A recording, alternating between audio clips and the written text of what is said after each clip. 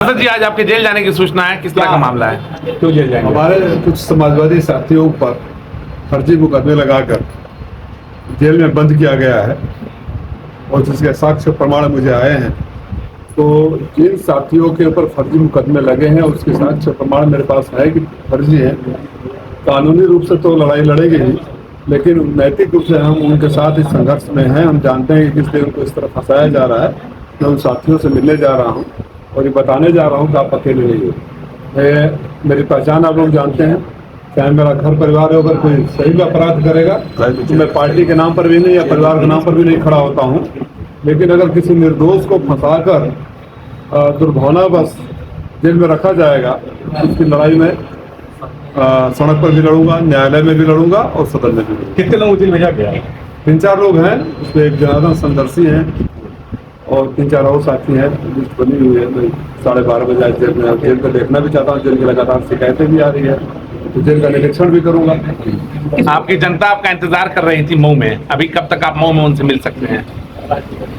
मैं 30 तारीख तो हुई, मेरा इंतजार क्या करें, मैं तो सबसे ज्यादा आने वाला सांसद हूँ। इस बार पार्लियामेंट खत्म होते ही आप लोगों को जानकारी है और आप लोगों को इस बात की खुशी भी होगी कि मुझे ब्रिटिश पार्लियामेंट के सांसदों से इनविटेशन था, जहां वो हमारे देश की राजनीति, हमारे देश की सोच, समाजवादी सोच, समाजवादी पार्टी के बारे में 27 साल होने वाले चुनाव में क्या होने की उम्मीद है, उससे लेकर यूक्रेन और ट्रंप तक की चर्चा हुई। उसमें मेरे परफॉर्मेंस के आधार पर, मेरे परफॉर्मेंस में जो कि अब तक का सदन में 100% रिकॉर्ड, सबसे ज़्यादा राष्ट्रीय एवरेज और स्टेट एवरेज 11.8 है। मैं 27 बार डिबेट में पार्टिसिपेट किया हूँ। 31 सवालों का राष्ट्रीय एवरेज है। मेरे 67 सवाल सदन में आए हैं। ये अपने आप में एक रिकॉर्ड है। प्रभावित होकर वहाँ बुलाया गया था। वहाँ मैंने, क्योंकि हम बाहर जाते हैं तो हम भारतीय हैं, हिंदुस्तान है, हमारे देश में भले मत भिन्नता हो सकती है, लेकिन विदेश जाकर देश की शिकायत तो हम करेंगे नहीं। जो विदेश नीति के अनुरूप जो बातें थी हमने वहाँ कहा। उसके पहले आप लोगों को जानकर ये भी खुशी होगी कि फ्रेंच के सरकार ने फ्रेंच एम्बेसडर के माध्यम से हमारे माननीय राष्ट्रीय अध्यक्ष जी को आमंत्रित किया था डेलीगेशन के साथ ब्रेकफास्ट पर। राजनीतिक, सामाजिक और हमारे दृष्टिकोण को समझने के लिए, भारतीय राजनीति को समझने के लिए माननीय राष्ट्रीय अध्यक्ष जी ने मुझे डेलीगेशन को लीड करने के लिए, कोऑर्डिनेट करने के लिए, इस डेलीगेशन में अयोध्या के सांसद माननीय अवधेश प्रसाद जी, सांसद प्रिया सरोज, सांसद श्री अक्षय यादव जी और इकरा हसन थी। उस डेलीगेशन के साथ जाकर मैं फ्रांस सरकार के प्रतिनिधि मिनिस्टर के सामने भी भारत की राजनीति, उत्तर प्रदेश की राजनीति, हमारे वर्तमान समय में विश्व के तमाम ज्वलंत मुद्दों पर क्या हमारे विचार है, समाजवादी विचार है, इस पर हमारी चर्चा हुई। तो मैं जो इस बात को चुनाव के दौरान वो कहा करता था कि आपकी आवाज़ खो गई है, पंडित अलगू राय शास्त्री से लेकर स्वर्गीय कबीरनाथ राय जी तक की आपकी आवाज़ दुनिया सुनती थी। मैं अपने उस वादे पर खरा उतरा हूँ। सदन ही नहीं, यूरोप के देश भी मुझे बुला रहे हैं और मुझसे समझना चाहते हैं। इसके लिए मैं घोसी की जनता को, घोसी के जिनको मैं मालिक कहता हूँ, घोसी के मालिक को, आप पत्रकार साथियों जिन्होंने मेरा सकारात्मक सहयोग किया, किसी भी दबाव में आए बिना सच को दिखाया चुनाव के दौरान, मैं आपका भी आभार व्यक्त करता हूँ। वचन देता हूँ कि जिस उम्मीद और भरोसे से घोसी के मालिकों ने ऐतिहासिक वोट से, इतनी बड़ी जीत तो कभी नहीं हुई थी। भविष्य में अगर रिकॉर्ड भी टूटेगा तो राजीव राय ही तोड़ेंगे, कोई और तो संभावना नहीं है कर पाएगा। तो उस उम्मीद और विश्वास पर मैं ईमानदारी से खड़ा उतरने का प्रयास कर रहा हूँ। परफॉर्मेंस में भी आपने देख लिया, सदन में मेरे प्रधान राष्ट्रीय अंतर्राष्ट्रीय जिले में 16 सड़कों का लोकार्पण, जो बरसों से भ्रष्टाचार में डूबा हुआ था, नहीं हो रहा था। मैंने 6 महीने का टाइम दिया और अधिकारियों को बताया कि जेल भेजूंगा। 6 महीने में सड़कों का निर्माण हो गया।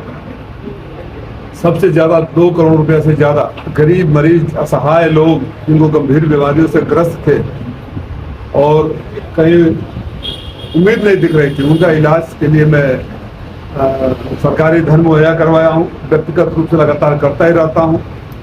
सांसद निधि से तमाम कार्य जो चल रहे हैं उसकी सूचना मैं 4 जून को लिस्ट आपको दूंगा जब 1 साल पूरा होगा। मैं उम्मीद करता हूं कि आपके सहयोग और आशीर्वाद और मार्गदर्शन से मैं पत्रकार साथियों से भी कहता हूं कि आप समाज का वो आईना हो जो सबको दर्पण दिखाते हो। अच्छा, अरशद जमाल साहब द्वारा नगर पालिका, बल्कि कहते हैं नगर पालिका द्वारा टेंडर किया गया है और टेंडर में कुछ ऐसे काम हैं जो काम हो चुके हैं उनका टेंडर कर दिया गया है, और जब ईओ साहब से बात किया गया तो उन्होंने इसको बताया भूलवश हुआ है। मैंने आपकी रिपोर्ट को देखा, अगर ऐसा हुआ तो बहुत ही गंभीर मुद्दा है। भूलवश कोई टेंडर नहीं आ जाएगा। भूलवश यानी मतलब अपना नालायक हो, निकम्मे हो, इसका मतलब आपको पता है नहीं जो सड़क बन गई है उस सड़क का फिर टेंडर करा रहे हो, ये तो गंभीर विषय है। मैं चेयरमैन साहब से उम्मीद करूंगा, चाहे सरकार से और डीएम साहब से उम्मीद करूंगा कि इस तरह के कार्रवाई पर गंभीर जांच होनी चाहिए और जिसकी भी भूल हो उसके, क्योंकि फिर जनता में अविश्वास होता है कि तो सारे नेता बैठे हुए लूट रहे हैं, चाहे सभासद हो चाहे सांसद हो, हम तब उसी में आते हैं, हम सबके ऊपर विश्वास होता है। तो हमारी जिम्मेदारी है कि उनको जांच कराए और मुझे भरोसा कि चेयरमैन साहब जांच करवाएंगे।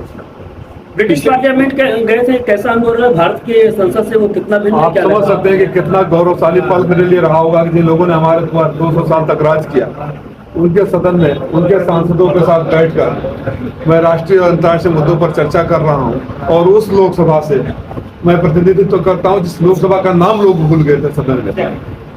तो मैं जानता हूं कि इससे गर्व सिर्फ मुझे अनुभूत नहीं, हो सकता है ये जानकारी घोसी के मालिकों के पास न पहुंची हो। जो भी देखेगा उस पलों को, उसके साक्ष्य आप लोग को दे दिया जाएगा। सारे लोग गौरवान्वित महसूस करेंगे और उनको लगेगा कि उन्होंने सही निर्णय दिया राजू राय के प्रकार। 2 दिन पहले भाजपा विधायक केतकी सिंह यहाँ पर आए हुए थे, उन्होंने अखिलेश यादव पे टिप्पणी की और कहा है कि अखिलेश यादव नहीं बल्कि उनके कई पुश्ते हैं वो भी इस बिल को मानेंगे वक्फ को लेकर। एक दिल्ली के मुख्यमंत्री ने माफी मांगा है। ये बोलने की जो बीमारी है, ये राजनीति में देखिए, मैं किसी व्यक्ति विशेष पर आप लोगों ने देखा होगा, व्यक्ति विशेष पर कभी कमेंट नहीं करता। राजनीति में शालीनता, संस्कार और सम्मान का भाव सबके लिए होना चाहिए। ये जो भाषा है, माइक पाते ही मैं देखा बहुत लोगों को माइक देखते ही बेकाबू हो जाते हैं, है ना। अब अटल बिहारी वाजपेयी की कविता सुनाते हैं और आप लोग याद भी नहीं कि हार नहीं मानूंगा, रार के वाले के बाद क्या शब्द थे, आप लोग पूछते भी नहीं है।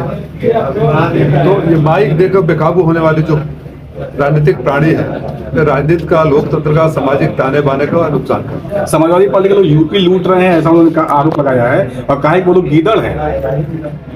ऐसे शब्दों का मैं जवाब नहीं देना चाहता हूँ। महिला हूँ, मैं उम्मीद करूंगा कि आप बलिया की बहू है, बेटी है, थोड़ी संस्कार वाली भाषा में बात किया करिए।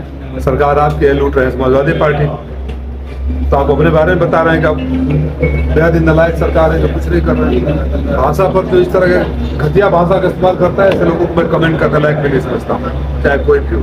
उपराष्ट्रपति जगदीप धनखड़ जी के जरिए उच्च न्यायालय पे कमेंट करना आप इसे कैसे देखते हैं? मैंने उसको पोस्ट किया था, जब तानाशाही मानसिकता आ जाती है तो का जो रिटायर होता है कम से कम 6 से 10 सालों तक किसी अन्य पद पर उसे नामित न किया जाए, जिससे उसका ये न लगे कि जब कुर्सी पर था। हमारे सदन में एक पश्चिम बंगाल के जज महोदय हैं, वो रिटायर होकर चुनाव लड़े, वो सदन में आगे भाजपा की तरफ से। अब कल्पना करिए उस मानसिकता के साथ जब जज की कुर्सी पर बैठे होंगे, जिनके तमाम फैसले होंगे, उस पर लोगों के मन में संदेह आएगा कि नहीं आएगा।